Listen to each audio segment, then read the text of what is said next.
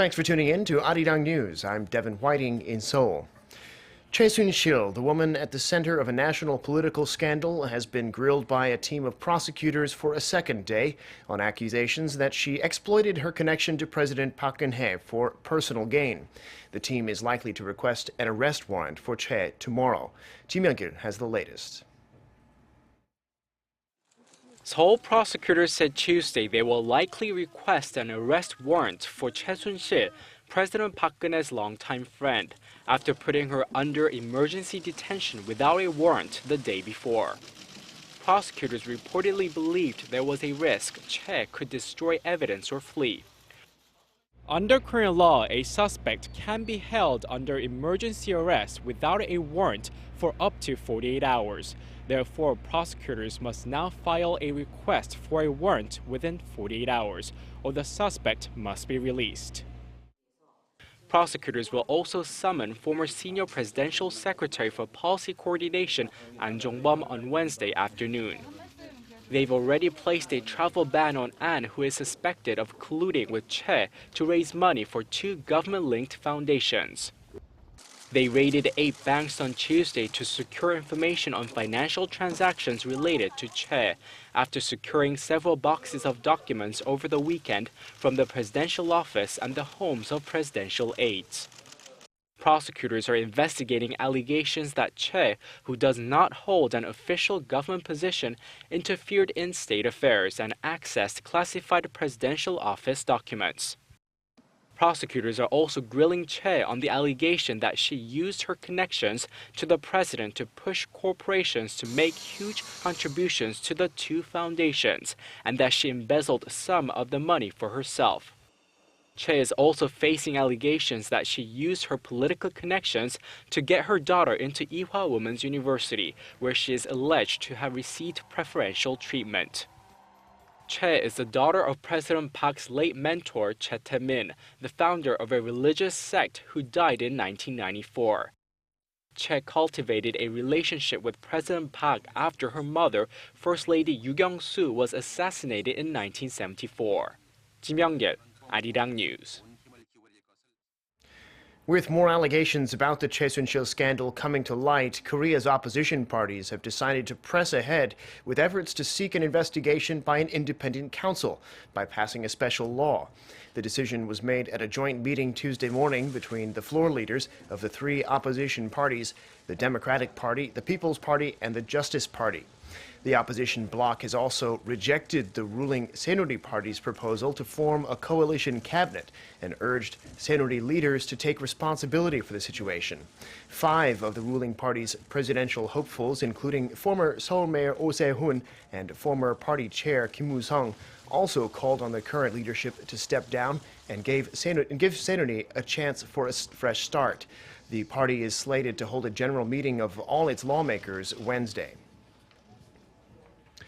In other news, Washington's delegate to the six-party talks, who is currently in Seoul, has expressed hope that the UN Security Council will soon adopt new sanctions on North Korea for its nuclear provocations.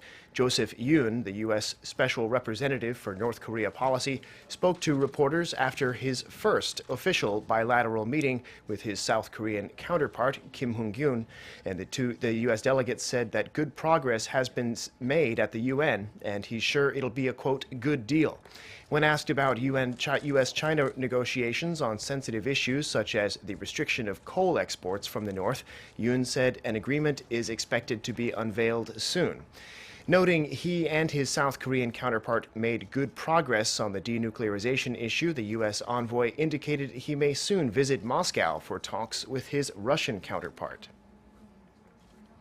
Meanwhile, Seoul and Tokyo have resumed their working-level talks on a bilateral military intelligence sharing agreement, a deal aimed at better countering North Korea's nuclear and missile threats. Seoul's defense ministry said Tuesday that the two countries discussed a wide range of issues in Tokyo, based on a tentative agreement reached in 2012.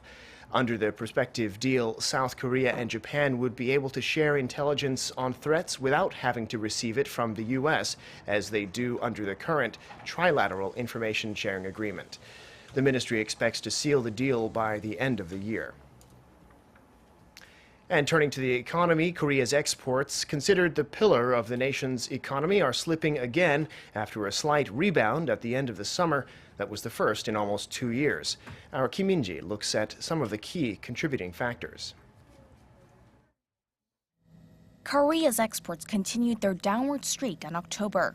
The Trade Ministry says outbound shipments dipped 3.2% on year to $41.9 billion. Exports had dipped for 19 straight months, turning around for the first time in August, and then falling again in September. Imports also continued negative growth, falling 5.4% to $34.8 billion. With that, the trade surplus came to $7.2 billion, extending the country's surplus streak to a 57th straight month.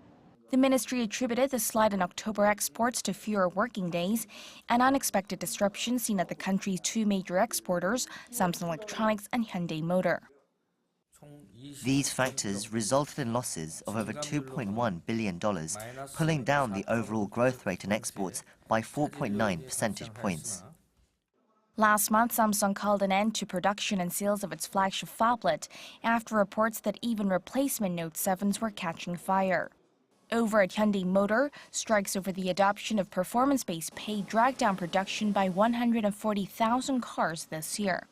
But some point out exports didn't fall as sharply as last month's 5.9% decline, due in part to improvements in other key export items, such as semiconductors, computers, and flat panel displays. The negative factors have been concentrated in Korea's key sectors.